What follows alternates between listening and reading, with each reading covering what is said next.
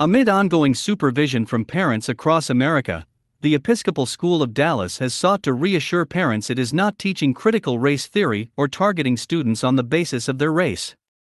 Despite this attempt, documents obtained by the Federalist prove that the institution is teaching critical race theory while telling parents it's not.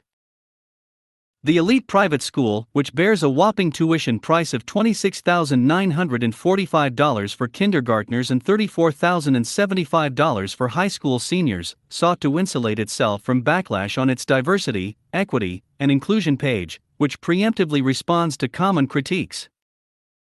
The page warns against misinformation before assuring parents the school is not teaching critical race theory, nor is it teaching that being part of an ethnic or racial group makes a person responsible for systemic problems, or to cast blame on or shame any member of the community for actions that took place in history. According to other school documents, however, these claims are false. Student assignments show the school is teaching the left-wing extremism that targets children in so many government-run K-12 schools. CRT in the classroom. One Episcopal School of Dallas reading assignment for a middle school history class titled "This Thing Called White" exhibited the defining characteristics of CRT. The assignment claimed that whiteness is a constantly shifting boundary separating those who are entitled to have certain privileges from those whose exploitation and vulnerability to violence is justified by their not being white. It goes on to contend that race was created with the purpose of giving power to white people.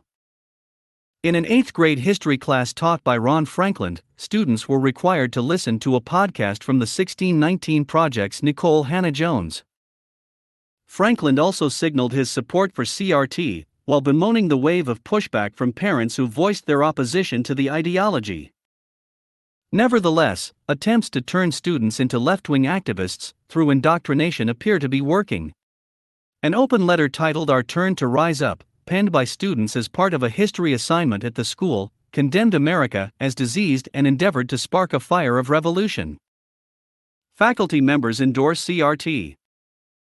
Furthermore, several faculty members, including many who are in key positions, have demonstrated an allegiance to the doctrines of CRT, as well as expressed their intent to incorporate the divisive theory in the classroom. Jennifer Jarnigan is the chair of the school's Classical and Modern Languages Department, as well as a sponsor of the Middle School Diversity Club, and a middle and upper school Latin teacher. Several of Jarnigan's tweets display an anti-cop and anti-white bias informed by the teachings of critical race theory. During the height of the Black Lives Matter and Antifa riots of 2020, Jarnigan implied all police officers were violent. She also stated that she was happy to disrupt white nonsense, and that she dreams of throwing 90% of white men into the ocean. In Jarnigan's Twitter bio, she states that she's dismantling white supremacy, misogyny and heteronormativity, and that she's a Latin teacher interested in proficiency, inclusion and empathy. Tali Sauls, an English teacher and the chair of the English department, has also signaled her support for ideas endemic to CRT. On Twitter, Sauls promoted an article titled "White People's Fear of Critical Race Theory is Based in Ignorance," as well as one from Learning for Justice, a project of the far-left Southern Poverty Law Center, titled "Confronting the Weaponization of Whiteness in Our Classrooms," which claims that white supremacy is baked into America's foundation. The article also condemned white women's emotions as instruments of oppression, making the claim that men going to war with armor is the same as white women waging war through tears.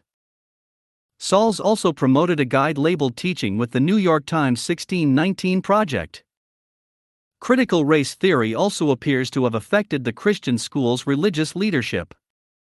Antoni Luktayengo, who recently became a chaplain at ESD, has publicly advocated for CRT.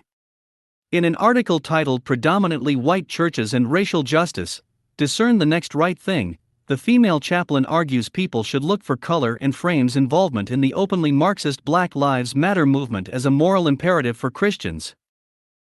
Her article also links to a well-cultivated list of resources for anti-racism education of all ages. The page includes the 1619 Project and work from critical race theorists Robin DiAngelo and Kimberly Crenshaw, among various others. Reverend Nate Bostian is a senior chaplain at ESD. While his public remarks have not carried the same vitriolic tone of many others at the school, from his public remarks it's clear that left-wing ideology influences his religious understanding. In this prayer he gave for LGBT Pride Month, Bostyan begins by referring to God as the God of diversity and inclusion. In another post, he cites infamous critical race theorist Ibram X. Kendi before going on to provide a theological argument for diversity, inclusion, and equity. ESD's institutional ties to CRT. None of these examples are isolated incidents. Despite telling parents that they do not teach CRT or engage in shaming tactics against children on account of their race, ESD, as an institution, has done both.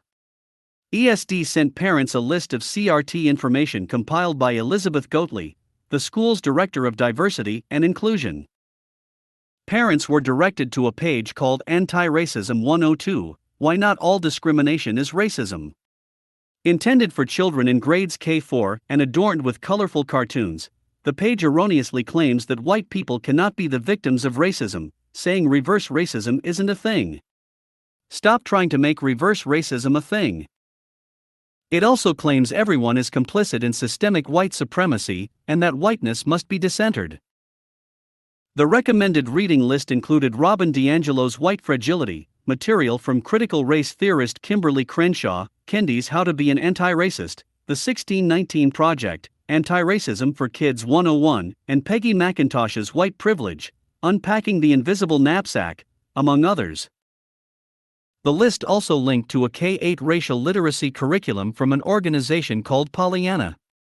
Pollyanna's Conferences for School page sheds light on the type of material the organization presents to children.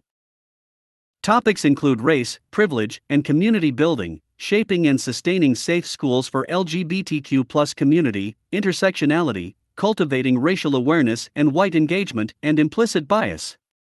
The organization also claims systemic racism permeates every aspect of our society and transcends person-to-person interactions, a core belief of CRT. The school's DEI page explains that both staff and students frequently attend several conferences, including the People of Color Conference hosted by the left-wing National Association of Independent Schools. The POCC overtly teaches CRT. One presentation from the conference describes kindergartners as natural social justice warriors, while others explicitly outline how to create a curriculum based on CRT. Another presentation condemns the American system, telling the audience to burn SHT down.